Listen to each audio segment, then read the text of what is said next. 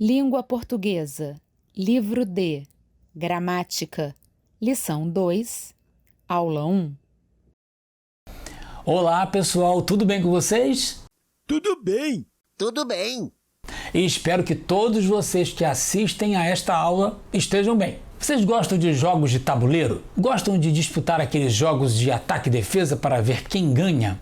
Eu gosto e eu sempre ganho. Hoje a gente vai falar sobre um jogo muito conhecido. Será que vocês já jogaram? E a gente vai aprender muito com ele também. É a Batalha Naval. Aprender com um jogo de tabuleiro? Sim, sim. Além de se divertir, a gente pode aprender habilidades dos jogos. Pode também aprender com as palavras e as regras deles. Vocês já leram as regras de um jogo?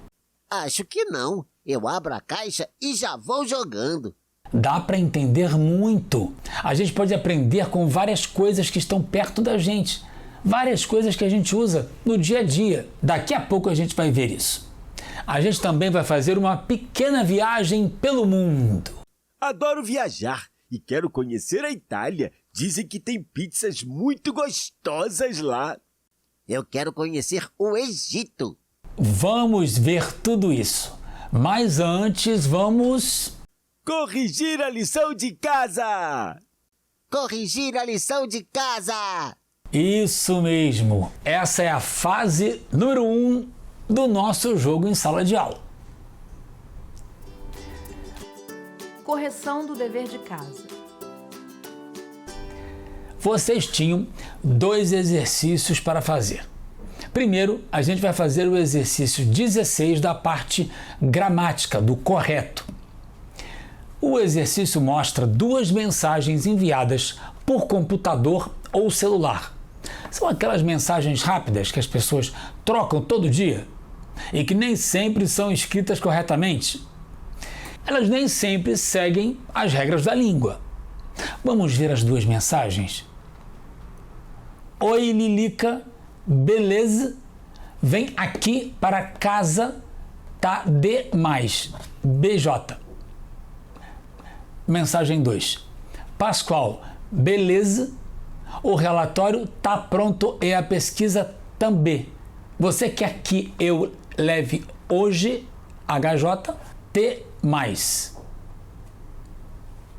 Tem coisa aí difícil de entender. Tem mesmo, Alfa. E você, Beto? O que acha? Dá para entender o que está escrito? Mais ou menos. Não entendi o TB. O que quer dizer? Quer dizer também. É uma forma rápida de escrever também. Vocês acham que todo mundo entende essas mensagens? Acho que não. A gente fica com dúvida às vezes. Depende de quem lê a mensagem. Depende de quem lê, não é? Vocês acham que a gente poderia escrever assim aqui na escola? Aí acho que não. E por que, Beto? Às vezes eu escrevo assim, cortando algumas letras, mas é só quando eu escrevo um bilhete para o Alfa ou para algum outro colega. Na escola não dá. Depende de quem vai ler, então? Depende. Então, não é sempre que dá para escrever assim, cortando letras e sem seguir as regras da língua. Só se for para um colega ou um amigo. E não dá para escrever assim na escola ou em outros lugares ou para outras pessoas. Você concorda, Alfa? Concordo. Vamos olhar com atenção para as 2 mensagens mais uma vez. Alfa, você lê a primeira, por favor? Mensagem 1. Oi, Lilica. Beleza? Vem aqui pra casa. Tá demais. Beijo.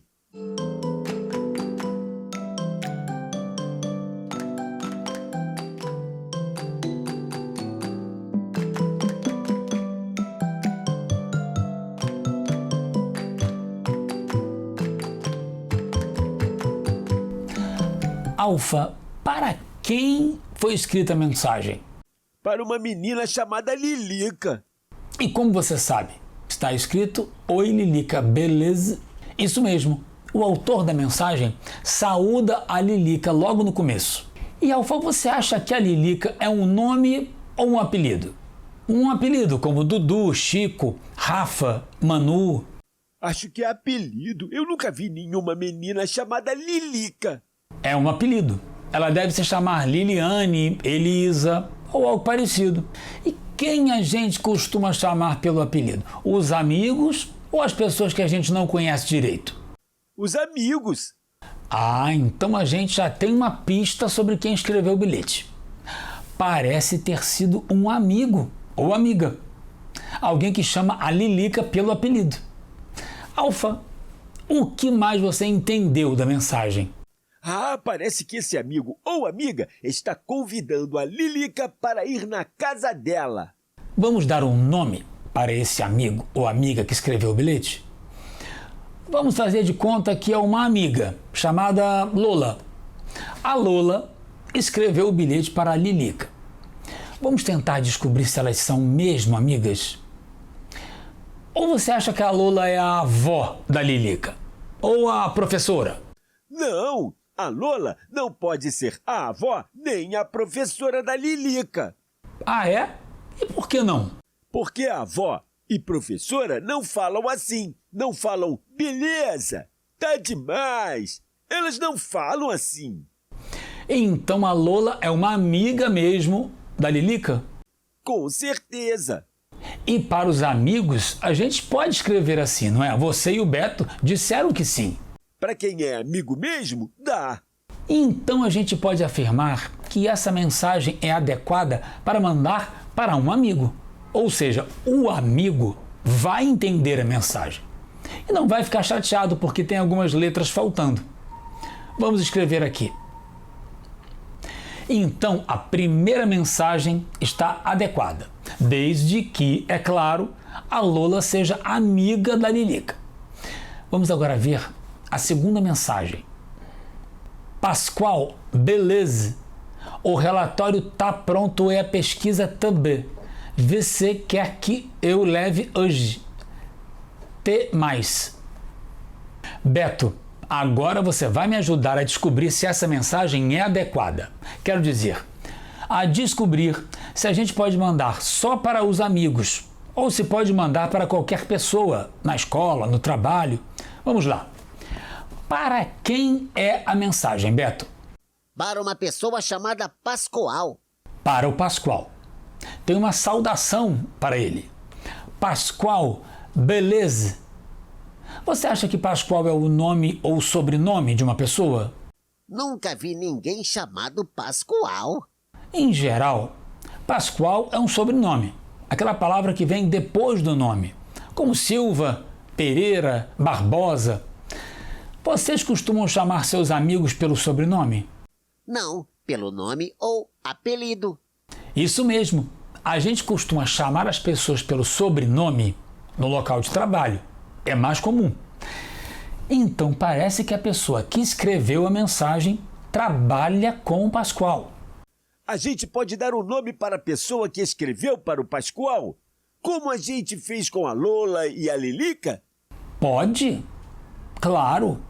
Como ele vai chamar? Nogueira. Nogueira. Também é um sobrenome. Então vamos lá. O Nogueira escreveu uma mensagem para o Pascoal. O que você entendeu da mensagem, Beto? Não entendi muito.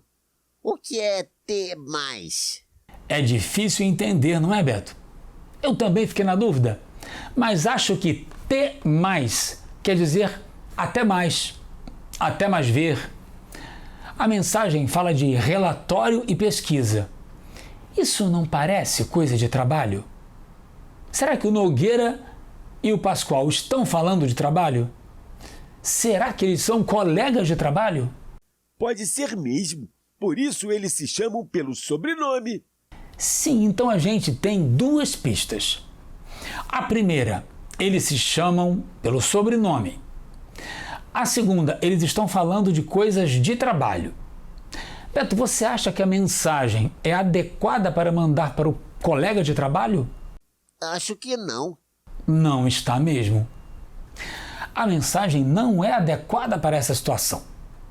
Para enviar para um colega de trabalho. A gente também pode dizer que ela é inadequada, que significa que ela não é adequada. Então vamos escrever isso?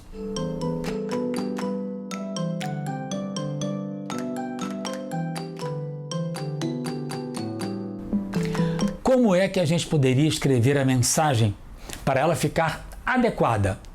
Para o Nogueira poder mandar para o Pascoal. A primeira coisa é você escrever corretamente as palavras em que faltam letras. Vamos ver como poderia ficar? Pascoal, beleza?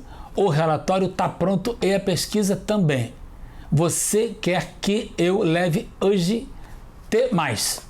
Quem tem sugestões? Pascoal é com letra maiúscula. Letra maiúscula. E também no início das demais frases, não é? Vamos marcar em vermelho.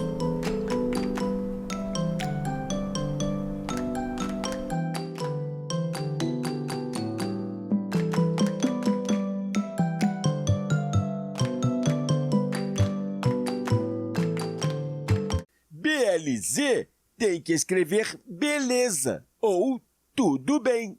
Tudo bem parece melhor. A gente fala beleza só para os amigos também.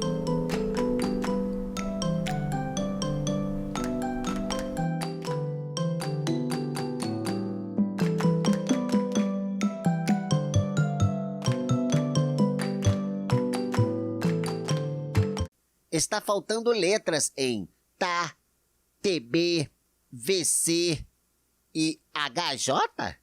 E que letras faltam? O certo é está, também, você, que e hoje.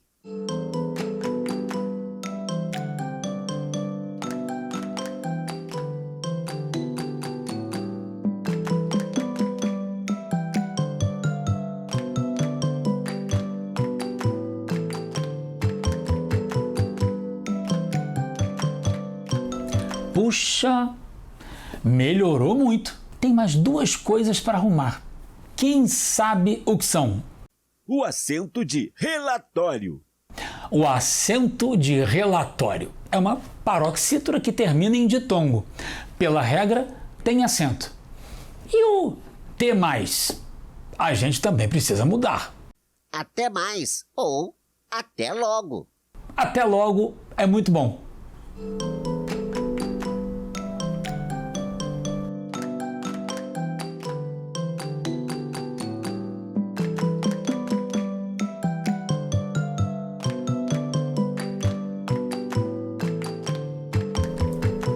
Agora a mensagem está adequada, não está?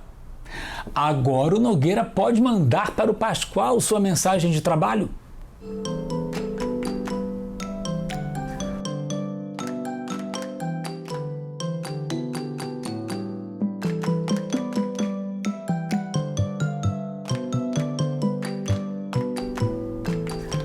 O que a gente fez? A gente escreveu direito algumas palavras da mensagem Mas por que a gente fez isso? porque não dava para entender o que estava escrito. Mas a gente só reescreveu uma das mensagens. Por quê? Porque a primeira era uma mensagem trocada entre duas amigas. Aquele é o jeito que elas estão acostumadas a falar uma com a outra, para falar de assuntos pessoais delas. E ninguém mais ia ler aquela mensagem. E a segunda mensagem? A segunda era uma mensagem trocada entre dois colegas de trabalho, para falar de coisas do trabalho. Colegas de trabalho não se tratam do mesmo jeito que os amigos. Tem outra razão importante para vocês escreverem direito mensagens assim. Mensagens para o professor, para o colega de trabalho. Essas mensagens, às vezes, podem ser lidas por outras pessoas e todo mundo precisa entender. Por isso precisa escrever direito, seguindo as regras. Exato. Então, antes de escrever, pensem: para quem eu vou escrever? Quem vai ler esta mensagem? A pessoa vai entender tudo o que eu estou escrevendo? Ou ela vai achar que eu não sei escrever direito? Pensem. Pense antes, durante e depois de escrever. Agora vamos corrigir o exercício 20 da página 13.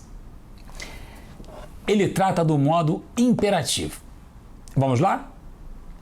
Alfa, questão A. O que o verbo no imperativo expressa? Uma ordem ou uma instrução, uma regra ou um aviso. Ah, um convite também. Certo. Beto, questão B. Bom, vocês conhecem o modo indicativo do verbo. Nele, os verbos são conjugados no passado, no presente e no futuro. Por que o imperativo só é conjugado em um tempo? E qual? E por quê? Imperativo é só no presente. Não dá para dar ordem para alguém no passado ou no futuro, só agora. Imperativo só no presente. Isso mesmo. Alfa, questão C. O imperativo não é usado na primeira pessoa do singular dos verbos. É o eu do eu, tu, ele, nós, vós, eles. Por quê? Porque a gente dá ordens ou instruções para outras pessoas, não para a gente mesmo. Beto, questão D. Em que tipo de textos o imperativo é muito usado? Em regras e normas que dizem que a gente tem que fazer alguma coisa. Nos textos que ensinam a gente a fazer alguma coisa, que dão instruções. Nos textos que avisam a gente de alguma coisa. E nos convites. Quando a gente convida uma pessoa para uma festa, a gente pode usar o imperativo. Na questão F, vocês tinham de escrever frases para diferentes tipos de textos ou situações. Para dar uma ordem, um conselho, fazer um pedido, um convite, ensinar alguém ou convencer. Alfa, o que você fez? Dar uma ordem. Faça silêncio na aula. Dar um conselho. Tome um café reforçado antes de brincar. Fazer um pedido. Empreste sua bola de futebol, por favor. Ensinar alguma coisa. Acentue as palavras corretamente. Convencer alguém. Venha brincar na minha casa, tem um monte de brinquedos lá. Muito bem. Agora vamos começar nossa pequena viagem pelo mundo.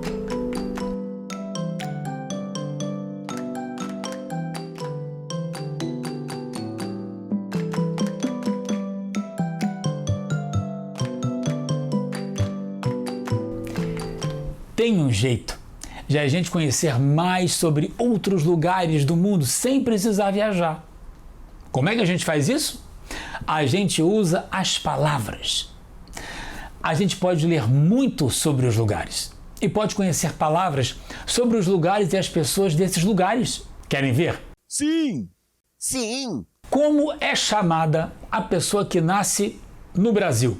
Brasileiro! Agora quero ver se vocês sabem os nomes das pessoas que nasceram nos estados brasileiros como Bahia, Minas Gerais e Espírito Santo. Como se chama quem nasce na Bahia? Baiano. E em Minas Gerais? Mineiro! E no Espírito Santo? Espírito Santense? É capixaba, Beto. Estão vendo como a gente aprende coisas sobre os outros lugares com as palavras?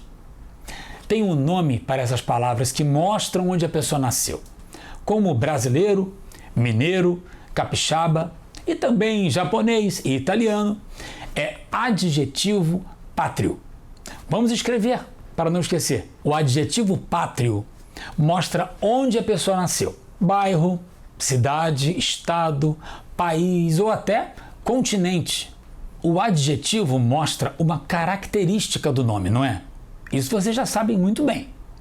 Os adjetivos pátrios seguem a mesma regra.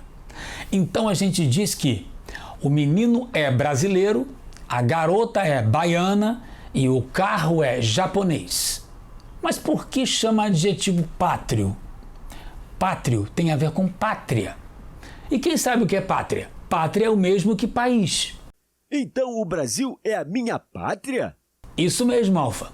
A gente não disse que o adjetivo pátrio mostra onde a pessoa nasceu? Então, por isso ele se chama pátrio. Mas além do país, ele também pode mostrar o bairro, a cidade e o estado em que a pessoa nasceu. Vamos treinar? Antes quero saber, quem gosta do jogo Batalha Naval? Eu gosto. Eu sou o craque. Que bom! O exercício 8, na página 19, mostra o texto que o presidente do Clube Nacional de Batalha Naval está escrevendo. Ele quer fazer um agradecimento a jogadores de vários lugares do Brasil que participaram do Campeonato de Batalha Naval. Jogadores da Bahia, de São Paulo e de vários outros lugares. Vocês ajudam ele a escrever esse texto? Sim. Sim. Vamos lá?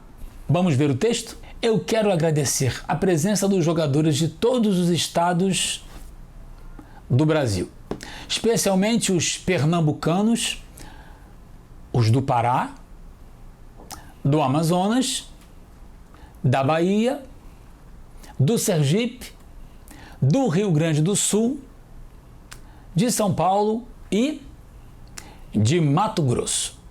Também gostaria de agradecer a presença dos jogadores da cidade do Rio de Janeiro, da cidade de São Paulo, de Curitiba, de Brasília e de Belo Horizonte. A gente tem que dizer qual é o adjetivo pátrio que vai ser colocado no lugar dos asteriscos, essas estrelinhas que aparecem no texto. A pista está no texto, que está dentro do parênteses, logo depois dos asteriscos. Por exemplo, a primeira frase: eu quero agradecer a presença dos jogadores de todos os estados do Brasil. Estados do Brasil. Que adjetivo pátrio eu uso em lugar de do Brasil? Estados brasileiros, certo? O adjetivo pátrio é brasileiros. Alfa, faça os próximos. Eu quero agradecer a presença dos jogadores de todos os estados brasileiros, especialmente os pernambucanos, paraenses, amazonenses, baianos, sergipenses, riograndenses do Sul, paulistas e matogrossenses. Muito bem, Alfa. Temos que fazer duas correções. O adjetivo pátrio para quem nasce em Sergipe é sergipano. E quem vem do Rio Grande do Sul é gaúcho.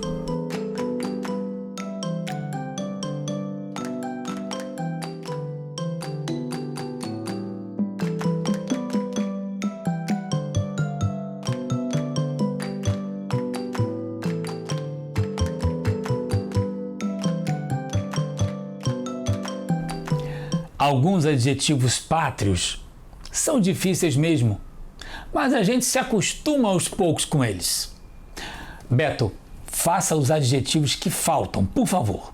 Também gostaria de agradecer a presença dos jogadores cariocas da cidade do Rio de Janeiro, paulistas da cidade de São Paulo, curitibenses de Curitiba, brasilienses de Brasília e belo-horizontenses de Belo Horizonte. Algumas correções. Quem nasce na cidade de São Paulo é paulistano. Paulista é quem nasce no estado de São Paulo. Quem nasce em Curitiba é curitibano. E quem nasce em Belo Horizonte é belo-horizontino. De novo, é difícil mesmo, pessoal. Mas depois de ouvir algumas vezes, a gente aprende esses adjetivos pátrios. O que a gente aprendeu aqui? Os nomes que a gente usa para chamar as pessoas que nascem em alguns lugares. Isso! A gente aprendeu os adjetivos pátrios. Eles servem para mostrar a origem de uma pessoa, ou seja, onde ela nasceu ou de onde ela veio. A gente também pode usar esses adjetivos para falar de animais e coisas. Por exemplo, o gato mineiro, o carro japonês. Viajamos pelo Brasil. Quem quer viajar pelo mundo agora? Egito! Egito! Vamos lá. a gente tem um outro exercício para conhecer mais pessoas pelo mundo. E de novo tem a ver com a batalha naval. O exercício 9 conta que a batalha naval foi inspirada em guerras que aconteceram de verdade. E o que a gente precisa fazer nas guerras? Saber quem é aliado e quem é inimigo. Sem saber isso, é derrota na certa. O texto do exercício 9 mostra quem eram os aliados e os inimigos de uma grande guerra que aconteceu há muitos anos, a Segunda Guerra Mundial. Mas para saber quem são eles, vocês precisam escrever os adjetivos pátrios. Vamos ler o texto? Os do Japão, os da Alemanha e os da Itália queriam afundar os navios da França, da Inglaterra e dos Estados Unidos. É como no exercício anterior. Vocês devem escrever o adjetivo pátrio no lugar dos asteriscos, das estrelinhas. Mas para saber qual escrever, vocês têm de observar o texto escrito dentro dos parênteses. Os japoneses do Japão, os alemães e os italianos queriam afundar os navios franceses, ingleses e estadunidenses. Quase alfa. A única correção. A gente chama de americano quem nasce nos Estados Unidos. Vamos ver como ficou? Os japoneses, os alemães e os italianos queriam afundar os navios franceses, ingleses e americanos. Muito bem. Agora eu quero saber. Beto, quem era aliado e quem era inimigo nessa grande guerra que aconteceu de verdade? Os japoneses, os alemães e os italianos eram aliados. E eles eram inimigos dos franceses, dos ingleses e dos americanos. Perfeito, Beto. É isso mesmo. Você parece mesmo bom em batalha naval, hein? Resumo da aula. Hoje a gente viajou um pouco pelo Brasil e pelo mundo, com palavras. A gente aprendeu o que é adjetivo pátrio. É um tipo de adjetivo que mostra onde uma pessoa nasceu ou de onde ela veio. Os adjetivos pátrios também podem ser usados para animais e pessoas. É o homem brasileiro, o gato italiano e o carro japonês, por exemplo. Mas o adjetivo pátrio não serve só para dizer o país de onde vêm as pessoas e as coisas.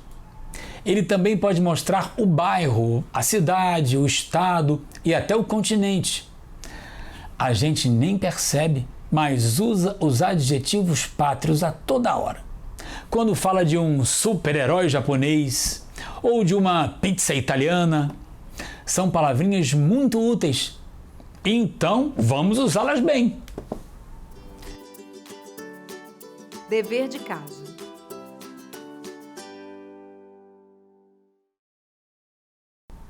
Lição de casa. Em casa, vocês vão fazer o exercício 12, que está na página 20 do nosso livro.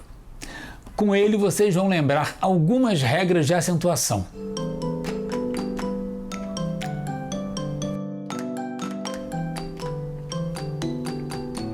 Façam o exercício com atenção. Até a próxima aula!